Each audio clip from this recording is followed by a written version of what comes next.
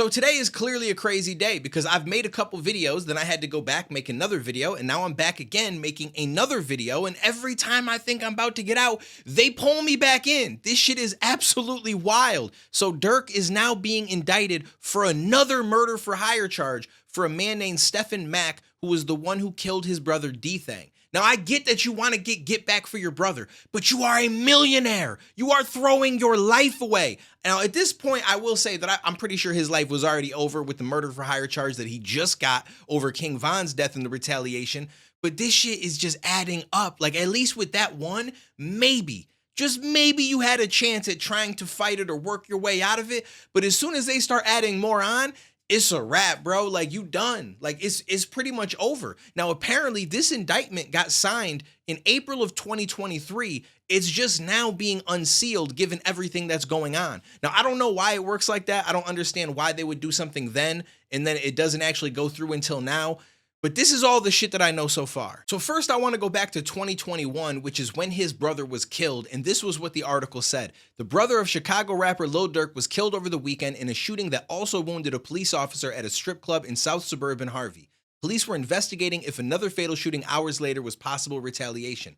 Dante Banks, who performed as D-Thang, was killed in a chaotic scene at Club O, where multiple shots were fired and lots of weapons recovered early Sunday, according to Harvey spokeswoman Giovanni Nixon. Shortly before Banks was shot, a Harvey police officer heard gunfire and noticed a person with a gun at the club at 1738 South Halstead Street, Nixon said. More gunfire erupted during an altercation and the officer was hit in the thigh, Nixon said. It was unclear if the officer returned fire, and Nixon said it was uncertain if the officer was targeted in the shooting. The officer was in good condition. About 500 feet away, 32-year-old Banks was shot in his head, Nixon said. Among the other shots flying, Banks was caught in it, she said. Banks, who lived in Chicago's Gresham neighborhood, was pronounced dead at the scene, according to Nixon in the Cook County Medical Examiner's office. So I've never really followed Lil Durk in his career, so I didn't know that his brother had even been killed, but it sounds like he may not have even been the target. He just happened to be at a club where a lot of gunfire was going off, and unfortunately, he was hit in the head. So I do understand him feeling some type of way because that is his brother. And if you know of the people that did it,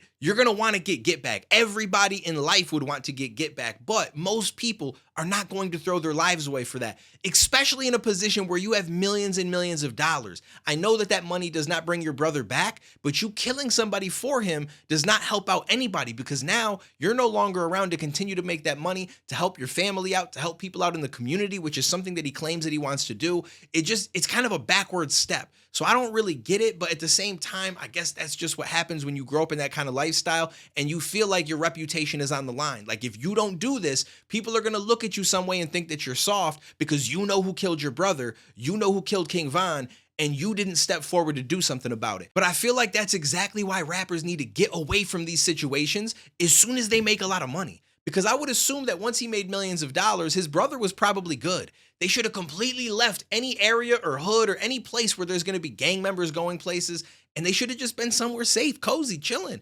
Like that's how I feel like it should have been, but I guess that's not always the case. People don't want to leave because again, they don't want to get labeled, and a part of their rap reputation is I'm from this block. Now I did pull up an article with the charges that were originally made when Stephen Mack was killed, because apparently 2 men were indicted in federal court in an alleged murder for hire conspiracy that resulted in a fatal shooting in Chicago's Roseland neighborhood. Anthony Montgomery Wilson, 24, and Preston Powell, 23, both of Chicago, are charged with conspiracy to use an interstate facility in the commission of murder for hire, according to an indictment sealed Wednesday in U.S. District Court in Chicago. The pair is also charged with an individual murder for hire count, while Montgomery Wilson also faces a firearm charge. According to the indictment and a search warrant filed in the case, Montgomery Wilson and Powell conspired with each other and others to murder Stephen Mack in exchange for money. On the afternoon of January 27, 2022, Mack, 24, was fatally wounded when 2 gunmen emerged from a vehicle and fired several shots as Mack exited the Youth Peace Center of Roseland in the 400 block of West 111th Street. A security guard from the center was also wounded in the shooting but survived. So being that they were indicted in 2022 and they had a sealed indictment from 2023 that they just unveiled right now, which tells us that he is also being indicted for the murder for hire charge. It makes me wonder if those two people were the ones that told on him, or if there was some other situation that happened and people with wires and stuff, because there's been all that talk of OTF Jam, and if that's how they got the information. But regardless, it's like, not only are you putting yourself at risk, but you're putting other people at risk, because some of these people, like these two people that were 23 and 24, they may be completely broke. So when you come at them with a whole lot of money that can change their lives and potentially their families' lives, they're willing to take that risk. And then they end up getting caught and their lives are gone. Now, I'm not making an excuse, because they are still adults and they made the decision to go and murder somebody for money, which at that point, like, it kind of is what it is. But you are putting this money in front of people that don't have that kind of shit, that have never seen that kind of shit. And so it's all around just a bad decision. I don't really understand it, but I'm also hearing reports that he may be held accountable for the wife or girlfriend of OTF Jam that has also been killed. And I don't think that there's been anybody that's been arrested in her murder yet. So I'm not going to hold my breath, but there might be some more shit coming down the pipeline. Now, another thing that I did find interesting after all of this has been revealed is that there is a quote from 2023 where it says Lil Durk was and still is offering money for people to kill those responsible for his brother's murder, and more specifically, offering to pay money for any gangster disciple that is killed. Federal agent wrote in April of 2023. So not only were they aware that he was behind this murder for hire plot, but they are also aware of the fact that he is still offering money for anybody in that gang that gets killed, which makes you wonder if more shit is going to come out. Like, it's to the point where there is no chance. Like, I thought with the first one, maybe, just maybe he could wiggle his way out of this somehow. But as this shit piles on, this man is going away for life, if not death penalty, depending on where it is that he gets charged, which is crazy to me to think that you go from a multi-millionaire, a person that is doing crazy numbers, making sales, you're known around the country, possibly even around the world to an extent, and now you're gonna go to jail because you couldn't hold yourself back from hiring people to kill others. We also need to stop talking about certain things in our lyrics, because they do say in probing Mac's death, federal investigators analyzed jail phone calls, social media postings, firearms purchases, as well as lyrics from Lil Durk's song Aha, released about a month after the shooting. Now, Durk's attorney seems to feel a little bit differently about that. In a statement last week, Banks' attorney blasted the prosecution's focus on Lil Durk's music and noted his years-long record of philanthropy in Chicago. When you see an artist's rap lyrics quoted as evidence against them, it is a glaring indication that there is no real evidence against that person, Banks' attorney said in a statement to the Tribune.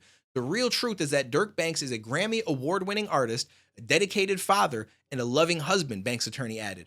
Mr. Banks has been intensely committed to giving back to the Chicago community he loves through his Neighborhood Heroes Foundation, and has put on more than a dozen charitable events over the last few years. He is looking forward to fighting against these false allegations in court. So that sounds great. It really does, but that's on paper. In reality, this man is effed. Let's just be completely honest. And I do agree that it is a little bit weird that they dive into the lyrics, but if you're gonna put murder shit and stuff that you actually did in your lyrics, they're going to look at that. Now, they may not be able to use those lyrics specifically to say, hey, because of this lyric, we are going to now charge you with this, and you're going to end up going to jail. I get that. But at the same time, if you're talking about certain things in your lyrics, you open their mind up to different possibilities. They hear what you say, and then they utilize that shit in real time with other evidence that is tangible, and they're able to connect the dots. That's why you should stop talking about this shit in your music.